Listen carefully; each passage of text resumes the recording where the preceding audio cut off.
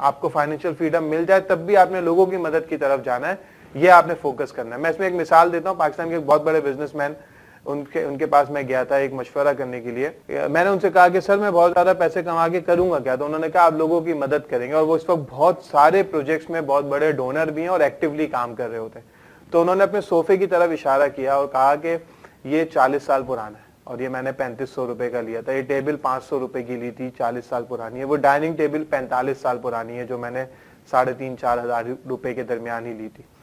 और उनकी कंपनी के ब्रांड 100 से ज्यादा है, यानी 100 से ज्यादा प्रोडक्ट्स में वो डील कर रहे हैं। इतना बड़ा बिजनेसमैन होने के बावजूद वो अपने पैसा बहुत ज्यादा चैरिटी वर्क में इन चीजों में लगाते हैं, लेकिन उन्होंने अपनी जरूरत और कंफर्ट तक ही रखा हुआ है, वहां पे वो लग्जरी को यूज नहीं कर रहे होते। तो ये चीज हमने समझनी है। इसकी एक सिंपल सी डेफिनेशन भी यूं समझ लें, फंक्शन के लिहाज से आपने देखना, अगर एक चीज का फंक्शन इंप्रूव हो रहा है पैसे खर्च करने की वजह से, तो वो तो आपकी परफॉर्मेंस इंप्रूव करेगा, लेकिन अगर वो सिर्फ ब्रांड नेम है फिर आपने उस चीज को नहीं करना। यानी आपने अच्छे फंक्शन वाली घड़ी ले ली तो इट्स गुड, लेकिन अगर आपने सिर्फ ब्रांड नेम की वजह से महंगी घड़ी ली है तो वो फिर लग्जरी में चली जाएगी। तो आपने इससे अपने आप को बचाना है। जज़ाकल्लाह खैर।